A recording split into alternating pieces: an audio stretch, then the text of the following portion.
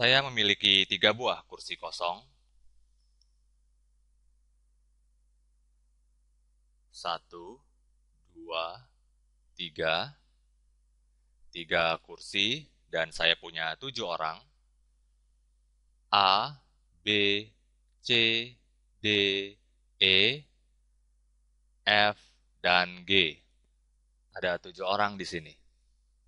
Yang ingin saya ketahui adalah ada berapa cara ke-7 orang ini dapat duduk di 3 kursi tersebut. Sebelum ada yang duduk, jika kita memilih sebuah kursi, kita akan memilih kursi nomor 1. Jika belum ada yang duduk, ada berapa orang yang dapat duduk di kursi nomor 1? Belum ada orang yang duduk di kursi ini, jadi ada 7 orang yang dapat menduduki kursi nomor 1. Jadi ada 7 kemungkinan untuk kursi nomor 1. 1 dari 7 orang akan duduk di kursi nomor 1. Lalu, ada berapa orang tersisa yang dapat duduk di kursi nomor 2? 7 dikurang 1, maka 6 orang yang tersisa yang dapat duduk di kursi nomor 2. Maka kita memiliki 2 orang yang telah duduk, dan berapa orang tersisa yang dapat duduk di kursi nomor 3? Maka ada 5 kemungkinan. Maka dari setiap kemungkinan ini, ada 6 kemungkinan di kursi 2 dan 5 kemungkinan di kursi 3. Kita akan mengkalikan tiap-tiap kemungkinan ini. Mudah-mudahan Anda memahaminya. Maka total kemungkinan dari soal ini adalah 7 dikali 6 dikali 5. Dan hasilnya adalah 6 dikali 5 adalah 30, dan 30 dikali 7 adalah 210. Maka ada 210 kemungkinan. Mari kita lakukan contoh yang lebih kecil. Saya memiliki gelas. Ini gelas 1. Gelas 1. Lalu saya memiliki gelas 2. Dan saya memiliki 3 buah bola. Ada bola magenta, bola berwarna coklat, dan bola kuning. Saya ingin mengetahui ada berapa cara memasukkan 3 bola ini ke dalam 2 gelas. Saya belum memasukkan bola apapun ke dalam gelas. Kali ini kita akan mulai dari gelas nomor 2. Jika kita belum memasukkan bola apapun ke dalam gelas, berapa bola yang dapat kita masukkan ke dalam gelas 2? Ada 3 kemungkinan. Dan dari ketiga bola tersebut, ada berapa yang dapat kita masukkan ke dalam gelas 1? Kita sudah memasukkan 1 bola ke gelas 2, maka sisa 2 bola yang dapat kita masukkan ke gelas 1. Dan dikali 2 kemungkinan, hasilnya adalah 6. Saya akan menggambarkannya kepada Anda. Saya akan memberi label pada bola ini. A, B, dan C. Saya ingin menunjukkan kepada Anda bahwa ada 3 cara untuk memasukkan 3 bola ini ke dalam 2 gelas. Maka kemungkinannya adalah A di gelas 1, B di gelas 2, lalu B di gelas 1 dan A di gelas 2. Kita harus memastikan bola mana yang masuk ke dalam gelas 1 atau gelas 2, lalu A di gelas 1 dan C di gelas 2, dan C di gelas 1, A di gelas 2, dan yang terakhir B di gelas 1 dan C di gelas 2, lalu C di gelas 1 dan B di gelas 2. Perhatikan, jika kita tidak memastikan bola mana yang masuk ke dalam gelas 1 atau gelas 2, maka hasilnya akan berbeda.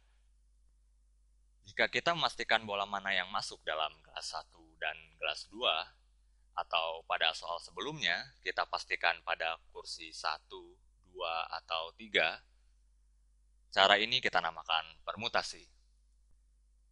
Pada soal sebelumnya, permutasi dari ada berapa cara 7 orang dapat duduk di 3 kursi. Dan kita memastikan kursi mana yang diduduki, maka permutasinya adalah kita dapat menulisnya 7P atau permutasi dari 3, atau kita dapat menulisnya P, ada berapa cara 7 orang dapat duduk di 3 kursi, atau P,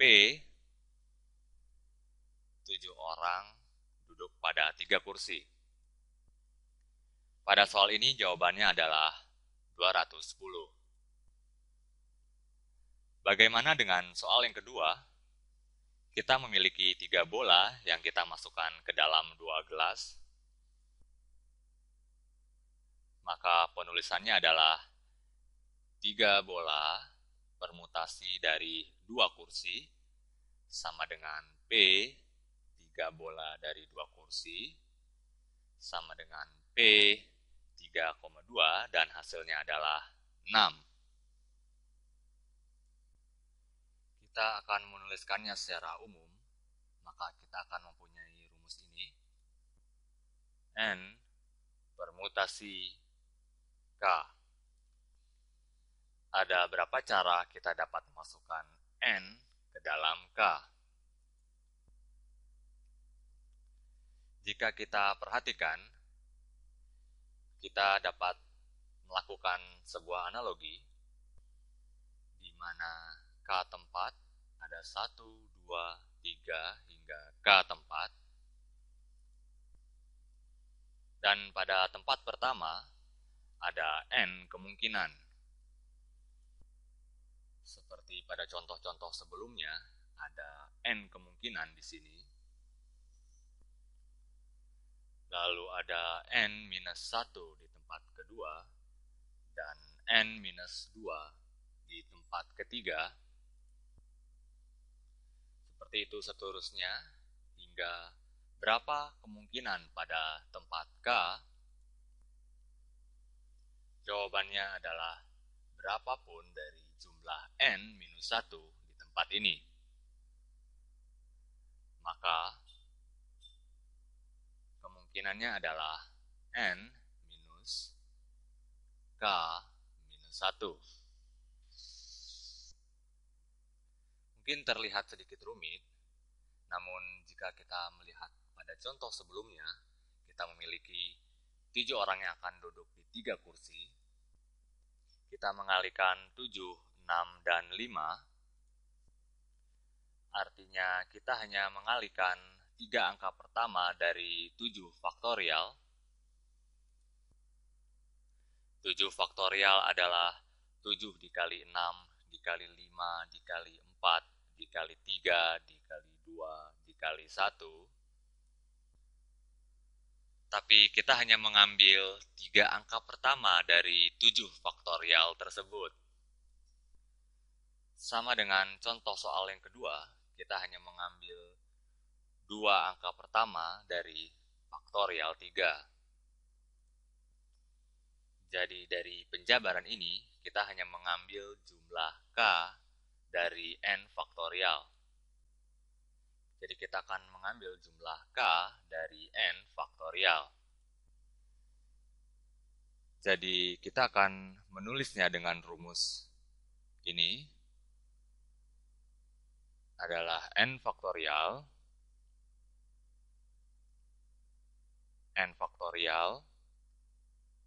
dibagi dengan N minus K faktorial. Kita akan melihat contohnya dari soal yang pertama. Kita memiliki 7 faktorial, 7 kali 6 kali 5 kali 4 kali 3 kali 2 kali 1 dibagi N dikurang K faktorial. Dari contoh ini yaitu 7 dikurang 3, maka 4 dikali 3 dikali 2 dikali 1. kita coret yang sama, maka hasilnya adalah 7 kali 6 kali 5, yaitu 3 angka pertama dari 7 faktorial.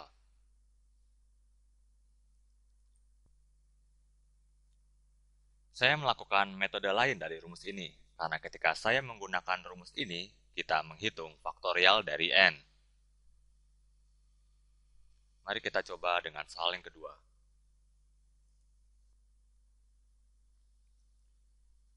3 faktorial, karena kita memiliki 3 bola, 3 faktorial dibagi dengan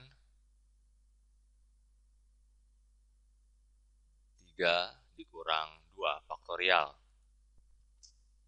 sama dengan 3 dikali 2 dikali 1 dibagi dengan 1, kita coret 1, maka hasilnya adalah 3 kali 2. Kebanyakan orang ketika mereka mempelajari permutasi, mereka menggunakan rumus ini, yaitu n faktorial dibagi n minus k faktorial, di mana n adalah jumlah benda yang akan ditempatkan dan k adalah jumlah tempatnya. Namun yang kita pelajari adalah kita tidak menghitung keseluruhan n faktorial, namun kita hanya mengambil 3 faktorial yang pertama. Jika kita lihat contoh pertama, di mana ada 7 benda, 7 pada tempat pertama, 6 pada tempat kedua, dan 5 tempat ketiga. Lalu kita hanya mengkalikannya. Dan ini sama dengan rumus ini.